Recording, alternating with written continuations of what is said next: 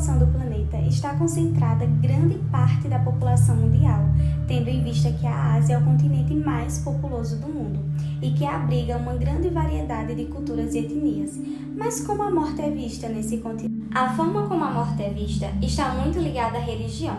Com isso, 96% da população do Paquistão e 70% da população do Cazaquistão são muçulmanos, ou seja, seguidores da religião chamada Islã. Para eles, nenhuma lamentação pode mudar a situação ou trazer o morto de volta à vida.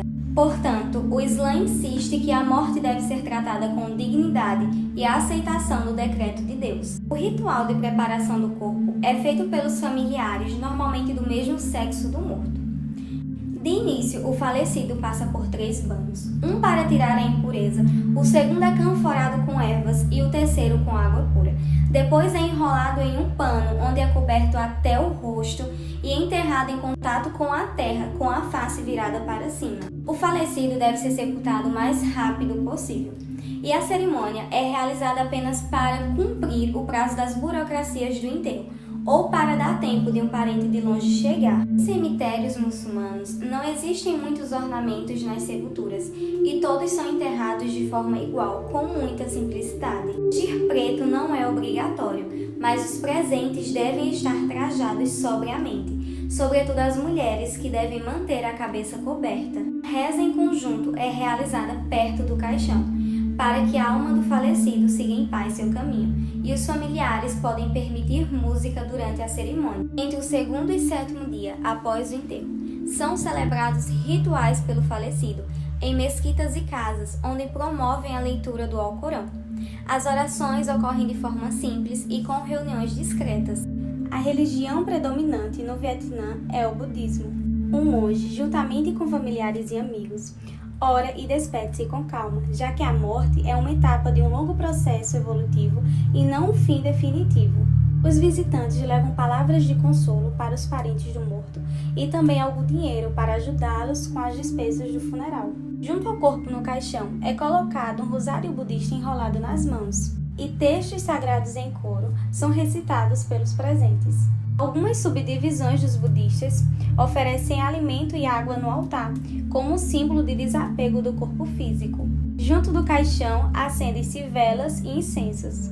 A cremação é mais usual dentro do budismo, e também é tradição que as crianças estejam presentes nas cerimônias fúnebres, assim poderão se adaptar com mais facilidade à ideia de morte. Meu nome é Gisele, eu vou falar sobre a Coreia do Sul. Lá, as execuções são realizadas por enforcamento ou fuzilamento. Assim como nos casamentos, também é esperado que os presentes em um funeral tradicional coreano prestem suas condolências através de uma contribuição em dinheiro. Essa contribuição é chamada de jungyo e a quantia varia de acordo com o grau de proximidade com o falecido e a família. Ao chegar em um funeral, é comum ter uma mesa com um livro de assinaturas e uma espécie de urna. O recém-chegado preenche o livro com alguns dados e coloca o envelope no local indicado. Já as mulheres estarão usando aquele tradicional hanbok branco com fitas brancas no cabelo. É comum que as pessoas que não são próximas do falecido estejam usando roupas pretas. Já os homens mais próximos estarão usando roupas pretas com a braçadeira preta. Nos funerais, é comum um altar ser montado em homenagem ao falecido, chamado Jizé-Sang. Ele é composto por flores e pelo retrato funerário. O principal item do altar é escolhido ainda em vida pela pessoa. As flores se tornaram uma substituição ao rito de oferecer comida aos mortos durante o funeral.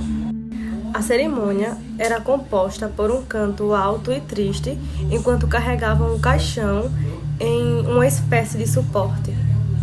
Atualmente, os serviços funerários acontecem em espaços reservados, dentro dos hospitais, o que impede que esse tipo de ritual aconteça pelas limitações físicas e restrições sonoras. A comida e bebida são símbolos de honra e respeito ao falecido e seus familiares. Eles são considerados tributos que auxiliam na travessia para a vida eterna. Os funerais coreanos incluem uma sala exclusiva onde comida e bebida são oferecidos aos parentes ao longo dos 3 dias de celebração.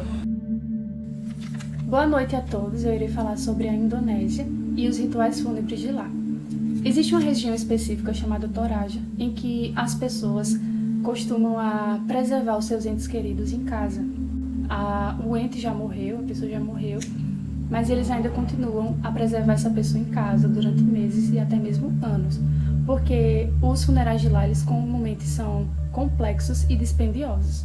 Então as pessoas esperam esse período, porque eles acreditam que a pessoa ainda está doente, eles precisam cuidar dessa pessoa, então deixa ela em casa ainda por um tempo. Então, como é que conseguem conservar um corpo em decomposição dentro de casa?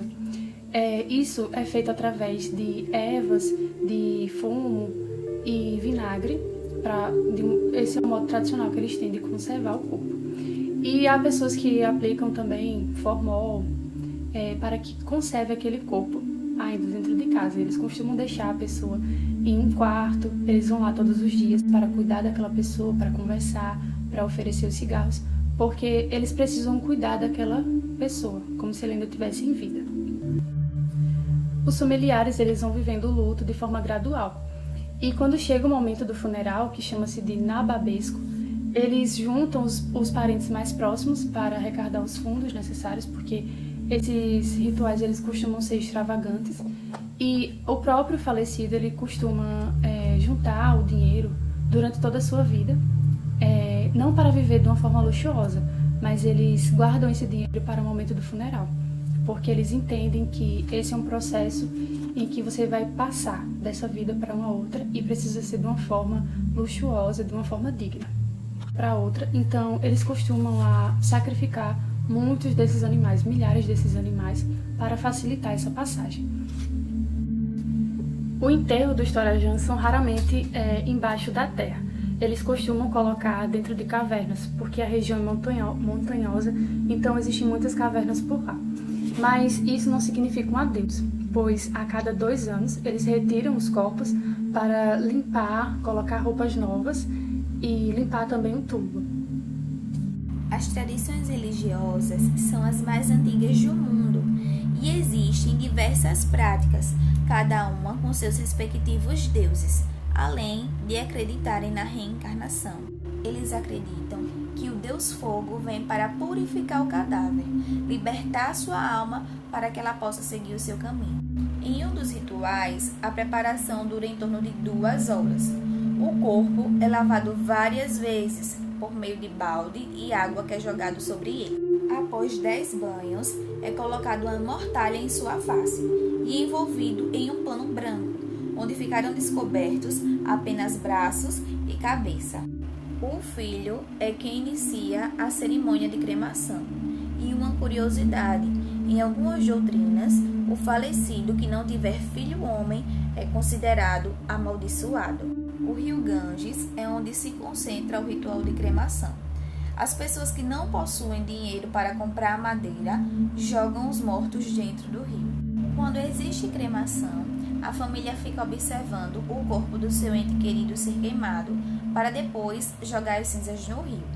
Não existe caixão, apenas corpo e madeira. Diariamente são cremados cerca de 100 corpos no rio Ganges. Meu nome é Karen e eu vou falar sobre a cultura japonesa, os costumes deles com os funerais.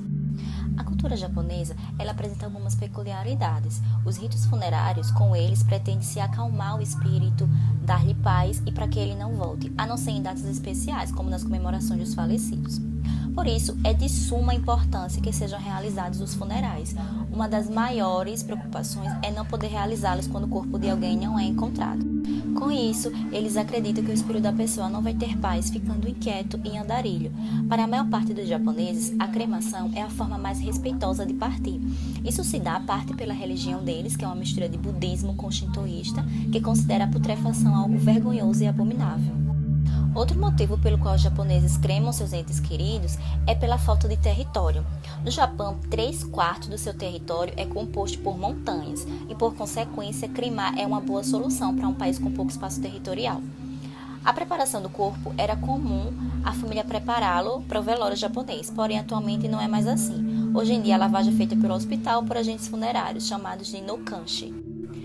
Então, após o banho, se coloca algodão no nariz de falecido e, por fim, são vestidos ou um terno ou um kimono, em alguns casos maquiagem também. No Japão, não é comum fazer embalsamento do corpo, por isso eles são deixados envoltos de gelo seco no dia do enterro.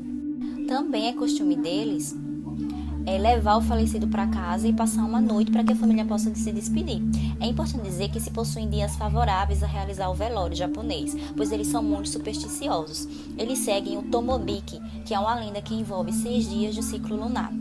Eles acreditam que, caso o velório seja feito no dia errado, espíritos malignos ou vingativos vão assombrar quem foi ao enterro e a alma do ente querido é atraída para outro mundo. Geralmente, o corpo das mulheres é vestido de kimono e também os homens. Deve-se ter o cuidado de fechá-lo ao contrário de uma pessoa viva, o lado direito sobre o lado esquerdo. As sandálias são calçadas ao contrário e as luvas ao avesso. Pensa-se que, fazendo assim, o espírito da pessoa se confunde e não voltará para trás, pois terá dificuldade de calçar as sandálias e vestir as luvas e o kimono corretamente. Para que a viagem ao Novo Mundo seja segura, eles colocam num caixão mais um kimono branco, um par de sandálias, 6 moedas e itens preferidos pelo falecido. Pode ser cigarro, balas ou alguma guloseima. Na cerimônia, ela se diferencia um pouco. A pessoa recebe um novo nome budista para confundir o espírito do falecido caso fosse chamado pelo nome prévio, impedindo um possível retorno aos seus. A cerimônia é dividida em 2 etapas. Na primeira etapa, que é o velório, eles transportam o caixão num carro fúnebre, que é levado para o altar da família ou necrotério. No caixão vão os objetos pessoais de falecidos, tendo começa a despedida dos amigos e familiares. Cada um acende um incenso na frente do altar e faz sua oração. Por último, um monge budista recita o sutra. Depois, os amigos e conhecidos seguem para uma sala onde terá comida e bebida. Então, nesse momento, eles entregam envelopes com dinheiro para ajudar a pagar os custos do velório. É importante falar de outra tradição também deles, é que eles não dão valores que possuem o número 4, pois em sua língua o som da palavra 4 lembra morte. Na segunda etapa, que é o processo de cremação, todos os familiares estarão presentes, inclusive as crianças. Nessa etapa, o caixão é levado para a incineradora, onde vai acontecer a cremação. Após isso, os familiares se reúnem e, com rachis especiais, recolhem todos os ossos e os colocam na urna. Eles normalmente começam pelos ossos do pé e os da cabeça são os últimos a entrarem. Dependendo dos costumes da região, as cinzas da pessoa falecida podem ficar em casa, desde alguns dias até mais de 3 meses para cerimônias cuja finalidade é sempre acalmar o espírito. Como a maioria dos japoneses tem sepultura de família, os restos são transportados para seu lugar definitivo. Ao chegar com a urna, o cortejo dá diversas voltas ao redor do túmulo para desorientar o espírito e dificultar o caminho de volta para casa. Por fim, os restos mortais são separados entre a família e colocados ou nos jazigos com o sobrenome da família ou em um butsudan, que é um pequeno altar dentro de casa com a sua foto. Terminado o cerimonial, admite-se que o espírito permanecerá em seu mundo até uma possível reencarnação. Bem, eu vou falar da China, né?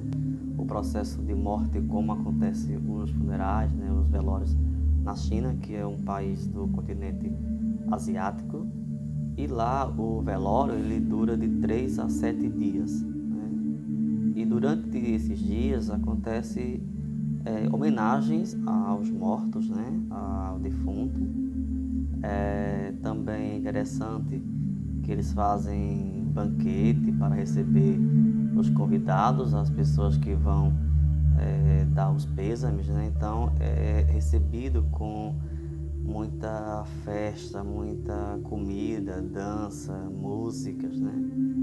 E interessante é que o morto, a família tem que dar banho nele todos os dias, até o enterro. Né? Ou seja, se o velório dura 3 dias, então são 3 banhos, 7 dias, 7 banhos. Eles acreditam que assim a alma, né? Estará limpa, estará purificada ao chegar no céu. E se não dar banho, vai haver uma punição. É como se a alma estará suja, né? Chegará ao céu suja e por isso terá uma punição. Também é interessante lá na China que é tradição o filho mais velho conduzir todo o processo, né? Fazer a compra, né, da vestimenta, do caixão, quer dizer, ele tomar frente de todo esse processo fúnebre. Também outra curiosidade na China é que os convidados, ou seja, as pessoas que vão até o velório, elas levam uma quantia para oferecer à família, ou seja, além de dar os pêsames, né, a família ela leva uma quantia em dinheiro para a família.